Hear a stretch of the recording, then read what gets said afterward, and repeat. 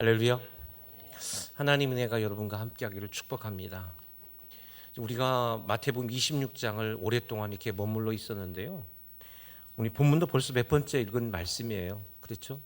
읽으면서 성경에 대한 많은 궁금증이 생기고, 또 이번 주간에 이 말씀을 어떻게 말씀을 전할까 고민하다가 참 궁금증이 생기게 된 거예요. 그게 뭐냐면, 베드로는 어떻게 배반하게 된 거지? 왜 베드로는 예수님을 배반했을까?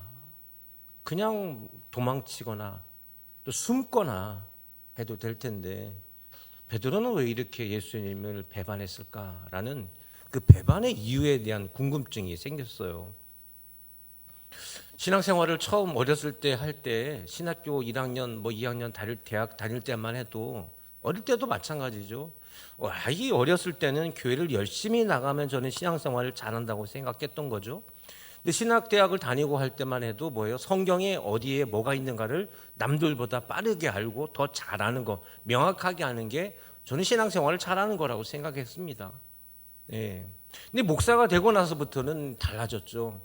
하나님의 말씀, 이 성경에 하시는 이 말씀이 어떤 말씀, 이 말씀의 의미가 도대체 뭘까를 정확하게 찾아나가는 것이 가장 중요했습니다. 지금도 마찬가지예요. 하나님께서 이 말씀을 하신 이유가 뭘까라는 고민입니다.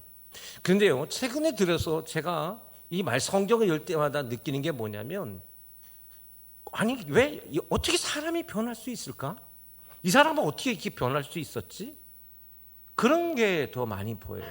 가면 갈수록 성경이 하나님의 말씀이지만 사실 성경에 보면 그 사람들의 변화가 가장 궁금하죠.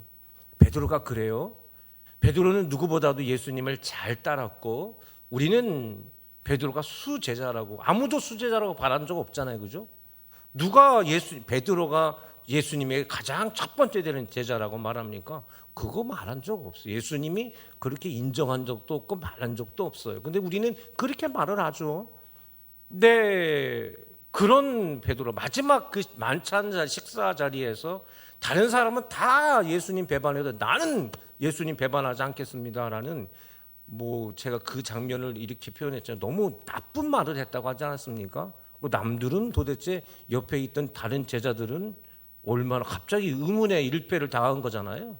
그랬어요. 근데 그런 베드로가 너무 쉽게 예수님을 배반하지 않습니까?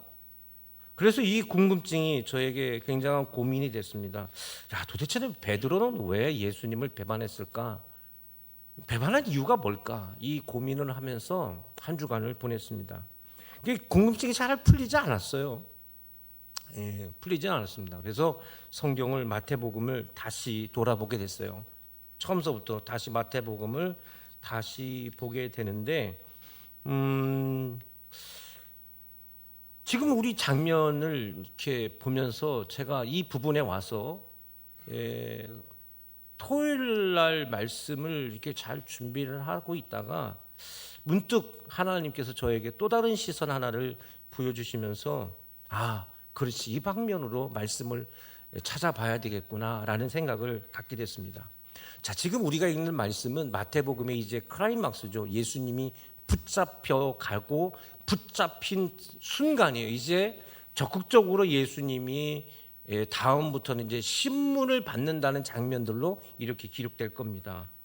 이 장면은 우리가 모르는 게 하나도 없죠. 26장 겟세마네 동산에서 그 가룟유다가 등장하는 장면서부터 예수님이 잡히는 장면, 그리고 베드로가 이렇게 예수님 부인하는 장면을 모르는 사람은 아무도 없을 거예요. 우리 다 잘 알고 있는 말씀이고 너무나 잘 아는 말씀입니다. 그런데 이 본문에는 예수님의 고난의 십자가가 여정의 시작이면서도 여기에는 제자들, 예수님을 따르던 많은 무리들에게 있어서 그들의 삶의 중요한 기점이 되는 순간이기도 하였더라는 겁니다. 자, 여러분, 마태복음은 누가 기록했어요? 마태복음 누가 썼어요? 마태가 썼어요. 그렇죠? 그래서 마태복음입니다. 마태가 전한 예수님의 이야기가 마태복음이죠. 마가복음은 뭐예요? 마가가 전한 거죠. 예수님에 대한 이야기. 누가도 요한도 마찬가지입니다. 근데 마태복음은 마태가 기록하는데, 마태복음에서 이 예수님의 제자단 이 줄 중에 복음서를 쓴 사람 딱 두 명이잖아요. 마태하고 사도 요한. 사도 마태와 사도 요한 두 사람이 마태복음과 요한복음을 쓰는데 요한복음은 전혀 다른 시선이에요. 전혀 다른 시선. 마태복음 같은 경우는 정확하게 연대기절로 이 마태복음이 기록되고 있고 상세하게 기록하는 것이 마태복음의 장점입니다. 그런데요, 마태복음에 보면은 잘 보면 요한복음에는 요한의 냄새가 많이 나는데 요한의 이야기가, 근데 마태복음에는요 마태라는 사람의 이름이 딱 3번 나와요. 딱 3번. 근데 사실 정확하게 말하면 한 번은 예수님의 12 제자단의 이름이 기록된 거고 결국 자기는 딱 한 번밖에 안 나와요.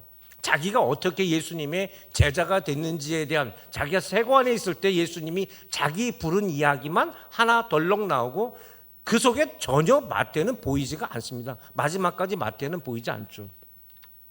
반면에 베드로는 어떨까요? 베드로는요, 마태복음을 보면 베드로라는 이름이 몇 번 나오냐면 26번이나 나와요. 굉장히 많이 나오죠. 그러니까 사실 우리가 마태복음이라고 제목을 쓰는데 그 밑에 소제목에 이렇게 써도 돼요. 여기에 예수님과 베드로의 이야기, 이렇게 써도 될 정도예요. 예수님께서 활동하시고 말씀 전하시고 했던 모든 순간마다 누가 등장을 해요? 공교롭게도 베드로가 다 등장하는 거예요. 다 등장합니다. 왜 마태는 베드로를 그렇게 자기는 아니고 또 다른 사람도 아니고 마태를 이렇게 이 베드로를 등장시킨 이유가 뭘까?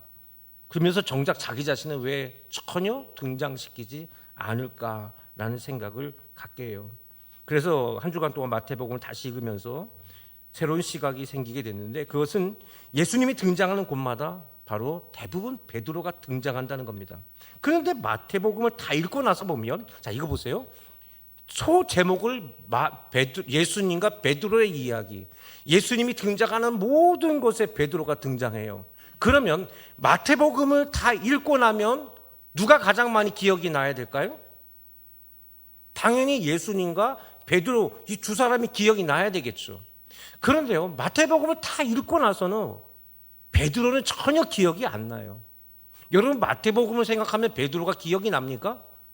기억 안 나요. 누구만 기억이 나요? 예수님만 기억이 나요. 이상하죠? 베드로가 굉장히 많이 나타나는데도 불구하고 베드로가 안 보인단 말입니다. 누구만 보여요? 예수님만 보여요. 그런데 우리가 집중해서 마태복음을 계속 읽다 보면 정작 마태는 딱 한 번밖에 자기가 제자가 되는 장면만 한 번 드러나는데 우리는 궁금증이 생겨요. 뭐가 궁금증이 생기냐면 마태는 어떤 사람일까? 라는 궁금증이 생긴단 말이에요. 베드로에 대해서는 생각이 나야 안 나요? 안 나요. 근데 누구는 기억이 나요? 마태는 기억이 난다는 겁니다. 희한한 거예요.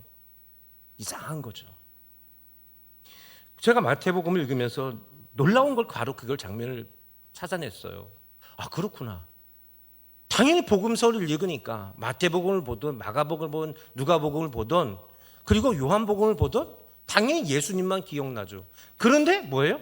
거기에 가장 많은 분량이 나오는 베드로에 대해서는 전혀 궁금증도 생기지도 않고 베드로에 대해서는 관심도 없어요. 하지만 누구는 생각이 나요? 마태에 대한 궁금증이 생겨요. 아, 마태는 어떤 사람이기에 이런 말씀을 그는 기억하고 기록하고 있을까라는 궁금증이 생기더라는 겁니다. 마태는 누굴까라는 거예요. 예수님께서 등장하는 모든 곳에 거의 동시에 베드로가 등장하지만 사실은 잘 보면 베드로가 등장하는 것처럼 보이지만 마태의 시각이 베드로를 통해서 보여지고 있는 거예요. 베드로를 보면 뭐예요? 마태의 생각과 마태의 뭐예요? 시선들을 우리가 느낄 수 있었더라는 겁니다. 그래서 우리는 베드로는 보이지 않지만 기억나지 않지만 마태는 기억이 나는 거예요.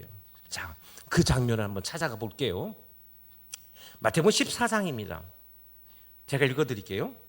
예수께서 즉시 제자들을 재촉하사 자기가 무리를 보내는 동안에 배를 타고 앞서 건너편에 가게 하시고 무리를 보내신 후에 기도하러 따로 산에 올라가시니라. 저물매 거기 혼자 계시더니 배가 이미 육지에서 술이나 떠나서 바람이 쓱 거스름으로 물결로 말미암아 고난을 당하더라. 밤사경 예수께서 바다 위에 걸어서 제자들과 오시니, 제가 빨리 읽어서 죄송합니다. 제자들이 그걸 봤어요. 무슨 장면을 본 거예요? 예수님 어디를 걷는 거예요? 무리를 걷는 장면. 그렇죠. 제자들이 이것을 보았어요. 제자들이 그가 바다 위에 걸어오심을 보고 놀라 유령이나 무서워하고 소리를 질렀다는 거예요. 그러니까 예수님께서 뭐라고 말씀하시냐면 27절에 예수께서 27절로 넘어갈 수 있을까요? 23절까지만 돼 있나요? 27절로 넘어가면 이렇게 돼 있습니다. 예수께서 즉시 이르시되 안심하라 나니 두려워하지 말라, 이렇게 돼 있습니다. 그러고 나서 누가 등장하냐면 베드로가 등장을 해요. 나옵니까? 이렇게 나옵니다. 28절에 베드로가 대답하여 이르되 주여 만일 주님이시거든 나를 명하사 무리로 오라 하소서. 그래서 여기서부터 누가 나타나냐면 베드로가 등장하는 거예요. 베드로가 물을 걸어야 안 걸어요? 물을 걷다가 물에 빠지는 장면이 나오죠. 예, 이렇게 장면이 나옵니다. 그러고 나서 예수님께서 베드로를 끌어내셔서 다시 끌고 나와가지고 배로 올라타고 나니까 바람이 다 잠잠하게 되었더라라고 되어 있습니다. 32절에 33절 배에 있는 사람들이 예수께 절하며 이르되 진실로 하나님의 아들이었소이다, 이렇게 되는 장면이 마태복음 14장 25절에서 33절까지의 말씀이에요. 자, 28절로 보여줄 수 있나요? 28절 한 번 더.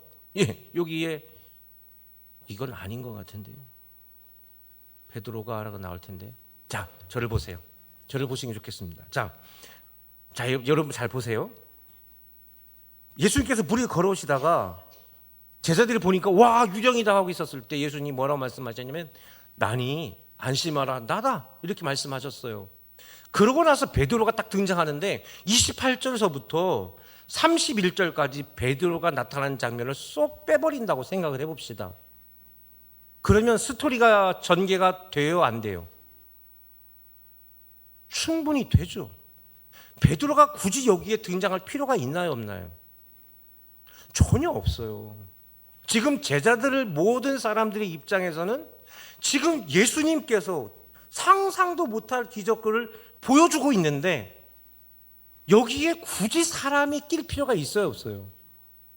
굳이 낄 필요가 없네요. 오히려 이게 예수님께서 무리를 걸으시고 오시는 이 장면이 상쇄돼 버려요. 예수님이 주인공이 되어야 되고 예수님께서 무리를 걸어오시는 그 위대한 장면. 그래서 마지막 33절에는 그때 예수님을 뭘로 보았다? 하나님의 아들이라, 이렇게 말했다는 거예요. 33절 가면 이렇게 하나님의 아들이로소이다, 이게 결론이에요. 즉 베드로가 빠져버리면 예수님이 하나님의 아들이라는 이 장면이 훨씬 더 잘 부각되는 거죠. 근데 이걸 누가 빼버리는 거예요?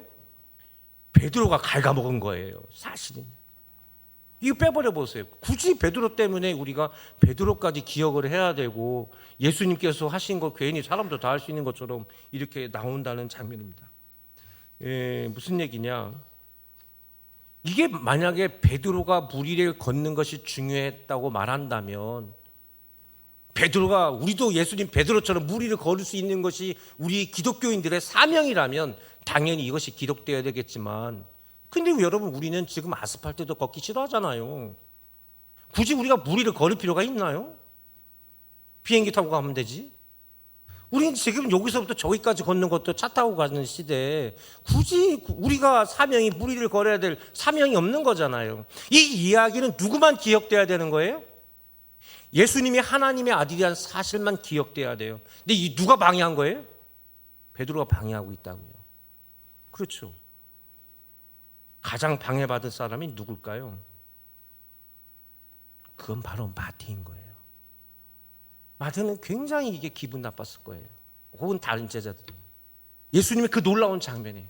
자, 이게요 계속 장마다 이렇게 나오는 거예요. 16장에 가면은 예수님께서 빌립보 가이사랴에 가는 장면이 나오거든요. 13절, 16장 13절 가볼게요.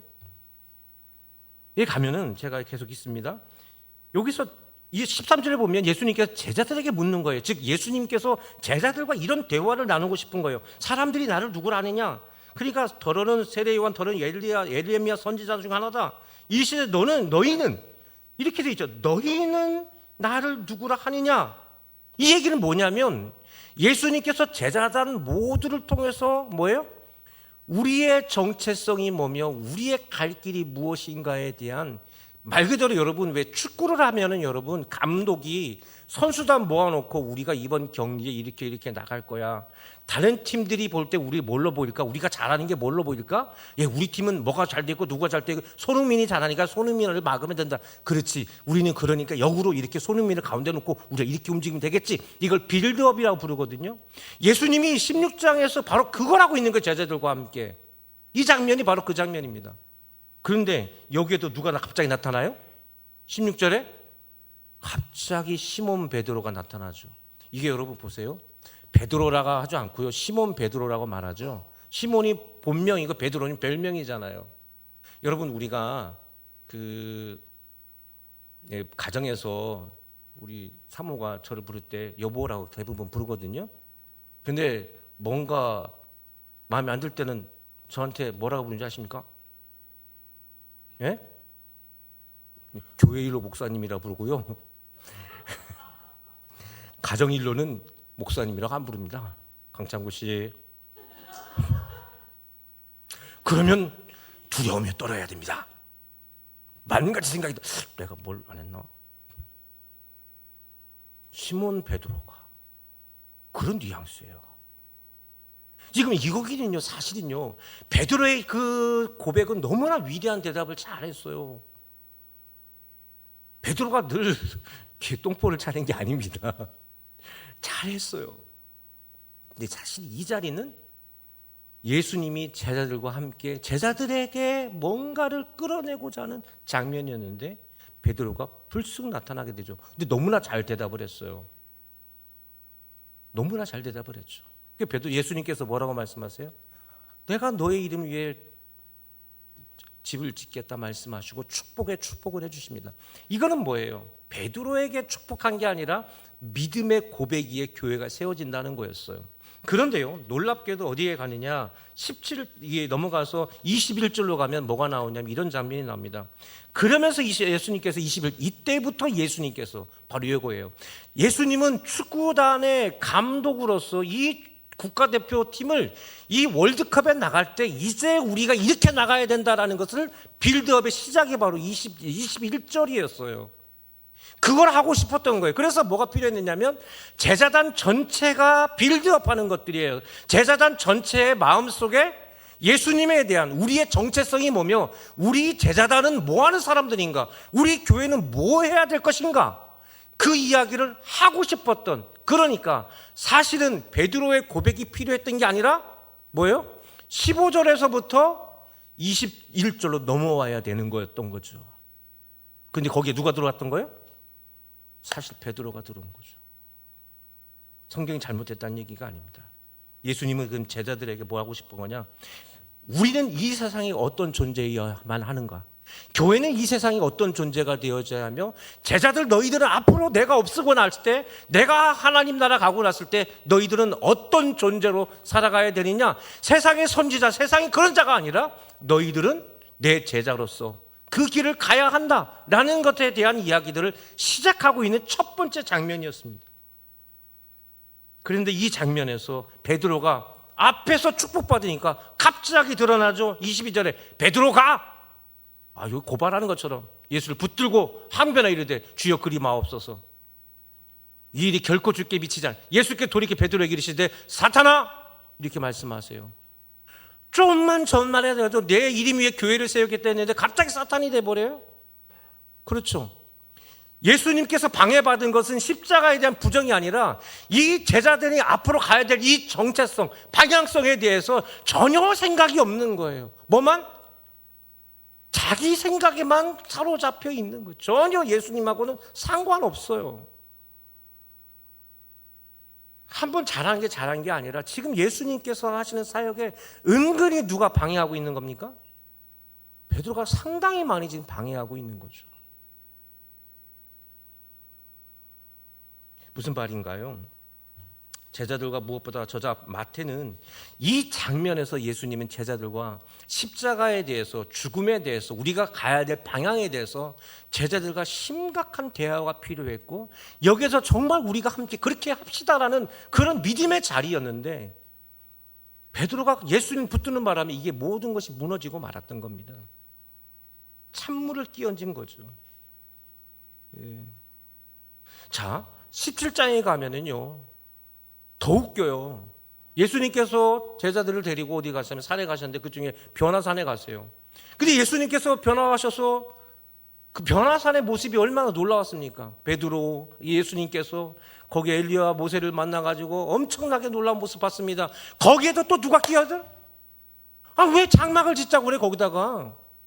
예수님께서 이들을 통해서 뭔가 보여주고자 하는 하나님의 역사가 있는데도 불구하고 굳이 장막을 짓자는 것 때문에 분위기를 딱 깨버리잖아요. 그렇죠? 18장에 가면은 18장에 가도 그래요. 예수님께서 거기서 천국에 대한, 하나님 나라에 대한 얘기를 하고, 거기에서 우리가 어떻게 되느냐, 죄에 대한 이야기라고, 용서에 대한 이야기를 지금 말씀이 하고 계신데 갑자기 베드로가 껴들더니 뭐라고 말해요? 우리가 몇 번을 용서해야 될까요? 아니 지금 말하고 있잖아. 예수님 지금 말하고 있는데 왜 갑자기 껴들어가지고 이 분위기를 깨냐 말이죠. 지금 용서를 말하고 있어요. 용서를 지금 베드로가 말하죠. 죄를 범하면 몇 번이 용서해야 되나요? 매우 우리가 성경을 거룩하게 보니까 이게 거룩한 질문처럼 보이지만 지금 말하고 있다니까. 왜 지금 마태의 입장에서는 지금 예수님의 말씀을 깊이, 마태가 얼마나 세심한 사람이고 마음이 깊은 사람입니까? 깊이 듣고 있는데 왜 갑자기 확 깨버려가지고 뭐예요? 갑자기 쟤는 이렇게 돼버리는 장면들이 베드로한테 너무 많이 나와요. 말을 안 듣는 거죠, 여러분. 우리 가운데 이런 일들은 너무 많죠. 말을 안 듣죠. 예수님께서 말씀하시는데 말을 안 들어요, 베드로가. 여러분, 마태는요 매우 조심스러운 사람이었고요, 매사에 신중한 사람이었습니다. 여러분 이거 보세요. 제가 어렸을 때요, 우리 교장 선생님이 새로 부임하셨는데, 우리 교장 선생님이 교회에 나오신 지 얼마 안 되시고 교회에 나오시면서 성경 공부를 목사님을 통해서 잘 하셨어요. 그런데 어느 날 교장 선생님께서 훈화를 하시는데, 애국조회 같은 거 있었잖아요. 월요일도 했었고 수요일도 했고 토요일도 이렇게 하셨는데, 월요일 날 조회 때요, 교장 선생님께서 무슨 말씀을 하셨냐면 탕자의 비유를 말씀하시는 거예요. 이제 이걸 교훈 쪽으로 말씀하시는 거예요. 공부 열심히 안 하고 선생님 말씀 잘 안 듣고 밖에 돌아다니고 하다가 우리가 어떻게 되겠는가? 그렇게 되면은 우리가 잘못되고 그러지 않겠네요. 이거 누가 봐도 탕자의 비유예요. 너무 잘 알았죠. 그랬더니 이게 우리 교회에서도 유명한 일화가 돼가지고 목사님이 굉장히 기분 좋아했어요. 왜? 그 전주간에 그 탕자에 대한 말씀을 듣고 아이들한테 이 얘기를 해준 거예요. 자, 제 입장에서는 교장 선생님의 말씀이 기억이 정확하게 날까요, 안 날까요? 정확하게 나죠. 왜요? 탕자의 비를 제가 잘 알고 있기 때문에. 그런데 예수님을 안 믿는 사람이라면 이 이야기가 기억이 날까요, 안 날까요? 기억이 안 나죠, 잘. 무슨 얘기 하는 것은 알고 있겠지만. 마태는요, 예수님께서 말씀하셨던 모든 것들 중에 특히 구약 성경을 인용했던 모든 것들을 다 기억해내고 다 기록을 합니다. 뭐예요? 마태는 성경을 굉장히 잘 알고 있었기 때문에 예수님께서 하시는 말씀마다 구약에서 하나님께서 예언하셨던 모든 것들이 예수님이 성취하고 있다는 것들을 다 기록하고 있는 그런 장면들을 우리가 볼 수가 있죠. 그런데 이런 중요한 대목에서 집중하고 있고 또 내가 반문하고 싶을 때마다 누가 등장하는 거예요? 누가 등장해요? 베드로가 등장하게 되는 거죠. 마태는 상당히 많이 방해를 받고 있는 겁니다. 33절로 가보게요. 오늘 본문 26장 33절로 가면요, 이런 말씀이 있어요. 다 같이 시작. 베드로가 대답하여 이르되 모두 주를 버릴지라도 나는 결코 버리지 않겠나이다. 그 베드로의 말이에요. 35절로 한번 가보게요. 35절 시작. 베드로가 이르되 내가 주와 함께 죽을지언정 주를 부인하지 않겠나이다 하고 모든 제자도 그와 같이 말하니. 베드로가 이 말을 한 건 거짓말일까요? 아니죠. 또 지금까지 베드로가 뛰어드는 모든 장면이 베드로가 못돼서 그랬나요? 아니에요. 베드로는 그게 예수님에 대한 관심이고 그게 예수님을 향한 마음이죠. 근데 베드로는 그거밖에 할 줄 모르는 거예요. 근데 문제는 뭐냐면 베드로에게 컴플렉스가 있어요. 그게 뭐냐? 남들보다 낫고 싶은 게 있는데 자기는 남들보다 나은 게 없어요. 잘 보면 베드로가 첫 번째 등장할 때 보면 자기 동생 때문에 예수님의 제자가 됐잖아요. 거기다가 자기는 자기 장모와 같이 살고 있는 사람이에요. 정확하긴 않지만 이게 처가살이하고 있는 사람 아닙니까? 이 시대에 남자가 남 때문에 벌어먹고 있으니 컴플렉스 많은 사람이에요. 거기다가 갈릴리 나사렛 벳박에 이쪽에서 그냥 물고기나 잡고 있는 그런 사람입니다. 마태가 봤을 때 얼마나 웃길까요?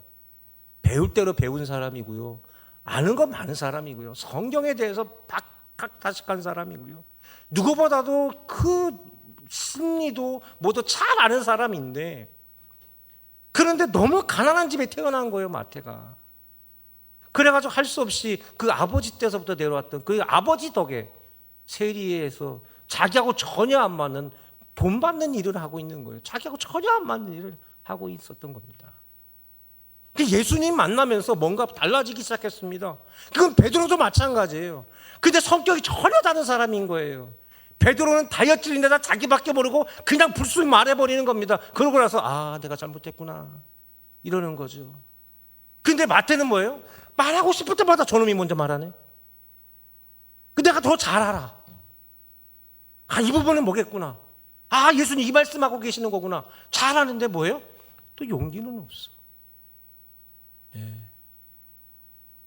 방해도 받고 제 베드로만 없으면 저놈만 없었으면 좋겠다 싶은데 베드로가 자기보다 더 위대한 믿음의 고백도 하고 있어요. 자기가 잘하는 것처럼 보이지만 근데 자기는 뭐밖에 못해요? 기억밖에 못하고 있는 자기의 자신입니다. 사실은 마태는 베드로를 통해서 자기를 드러내고 있다고 생각해요. 자기가 해보고 싶은 것, 나도 그냥 아무 생각 없이 저렇게 한번 도전해보고 자기를 한번 드러내보고도 싶고. 이름이 레위 마태예요. 레위 마태. 레위라는 이름은 아무나 주어지는 게 아니라 레위 족속은 뭡니까? 제사장 족속이에요. 레위 마태래요. 그런 거예요. 자기도 좀 자기가 얼마나 성격이 자기 자신 스스로 싫을까요? 여러분, 사람들 대부분 자기 성격 좋아하는 사람 없습니다. 저도 마찬가지고요. 이러지도 못하고 저러지도 못하다가 뭔가 말하려고 하면 베드로 나도 좀 저랬으면 좋겠다. 그래서 늘 마태는 베드로를 통해서 자기를 드러내고 있습니다. 사실은 베드로는 이런 글을 쓸 수 있을 정도의 능력도 안 돼요. 그 뛰어난 사람이지만 베드로전서 딱 하나예요. 전서 후서. 네, 그렇습니다. 자, 이제 진짜 현장으로 들어올게요. 이제 성경만 진짜 이제 본문으로 들어가는 거예요. 58절 가볼게요. 58절 시작. 베드로가 멀찍이 예수를 따라 제사장의 집들까지 가서, 여기서부터입니다. 여기서부터 베드로가 멀찍이, 여기서부터 베드로가 꺾이는 순간이에요. 여기서부터가 진짜 현장이죠. 베드로가 위기를 맞았어요. 여기에서 멀찍이 떨어져 있는 게 진짜 베드로예요. 앞서기도 하고 시끄럽기도 했고 덤벼들기도 했지만 그 속내는 요게 진짜라고요. 막 자기도 모르게 막 얘기를 했지만 실제로는 그 마음속에 뭐예요? 사실은 두려움도 많고 겁도 많고 그래요. 멀찍이 있는 저게 진짜 베드로였어요. 저게. 네. 그런데 여기서 보면 베드로가 이렇게 여기서부터 배반하는 장면들을 기록하고 있는데요. 아주 상세하게 기록되고 있습니다. 이 장면은 마가나 누가도 같이 기록하고 있는데요. 여러분, 사실은 베드로만 예수님 배반한 거 아니잖아요. 그죠? 예수님의 제자들 다 그랬죠. 자기를 포함해서. 네, 그랬습니다. 네. 그런데 왜 굳이 베드로만 등장시키는가? 예수님의 공생의 현장에서 가장 두드러지게 드러난 사람이 베드로예요. 예수님의 십자가 현장에서도 베드로가 드러납니다. 그런데 거기에서 베드로가 변화되는 거, 그가 배신하고 변화되는 그 장면을 굉장히 상세하게 기록하고 있는데요. 오늘 보면 69절부터 74절까지 말씀 우리가 읽었는데 이게 굉장히 웃긴 얘기예요. 자, 69절서부터 74절까지 설명해 드릴게요. 한 여자가 나타났어요. 베드로 보고 야, 너 갈릴 사람이지? 라고 말합니다. 그 70절에서 베드로가 무슨 말이야? 뭐라는겨? 이렇게 말한 거예요. 뭐라는 거야? 그렇게 한 여종이 그 집에서 수종 들고 있는 한 여자예요. 다른 여자애가 보더니 너 나사렛 예수님과 함께 있었잖아 라고 말하니까 베드로가 그 사람이 누군데 나한테 자꾸 그래. 난 그 사람이 누군지 몰라. 그렇게 말한 겁니다. 또 다른 사람이 너도 같은 도당이잖아 라고 말하죠. 그러니까 베드로가 나 진짜 그 사람 모른다고 라고 한 거예요. 이게 성경에 기록한 내용을 이렇게 축약한 건데 이게 정말 재밌어요. 왜냐하면 이건 원어로 읽으면 절대로 모르는 말입니다. 이게 그런 얘기예요. 그 첫 번째 한 여자아이가 지금 여기가 어디냐면 갈릴리가 아니거든요. 유대예요. 그런데 이게 이겁니다. 한 여자아이가 와서 서울말로 아저씨 저 사람 제자죠? 그러니까 뭐라는 거야? 나 그 사람 모르는 사람이야 라고 말한 거죠. 그 두 번째 한 여자 아저씨도 같이 나사렛 그 예수와 같이 있었던 사람이잖아요. 모른다니까 이렇게 말한 거 이 얘기거든요. 근데 여기에 보면은 너의 말이 그렇게 표명한다라고 되어 있는데 이겁니다. 얼마나 급했으면 두 번째 말에는 갈릴리 사투리를 쓴 거예요. 이거예요, 이게. 여러분 제가 유튜브 한번 보니까 이게 김창옥 씨 나오는 유튜브에 보니까 이게 나오더라고요. 정확하게 그거거든요. 그 남편이 그러는 겁니다. 우리 부인은 늘 자기한테 화가 나 있다는 거예요. 네? 그러니까 부인이 하는 말이 첫 번째 뭐라고 말하냐면 이렇게 말하는 거예요. 제가요 이 말 딱 한마디에 모든 사람들이 빵 터져 버렸어요. 이게 제가 지금 충청도 말이라서 이렇게 하지만 이 경상도 사람들이 쓴 거예요. 제가요 이렇게 하니까 사람들이 빵 터진 거예요. 그 말 한마디로 뭐예요? 이 여자 항상 화내 있구나 라는 게 보여준 거예요. 이거 굉장히 많이 웃어야 되는데 유튜브는 안 보시나? 나 상당히 많이 웃은 얘기거든요. 이게 무슨 얘기냐면 이거 설명해 주기가 어렵네요. 앞에는 서울 말을 한 겁니다. 자기도 서울 흉내를 낸 거예요. 유대 사투리를 쓴 거, 유대 말을 쓴 거예요.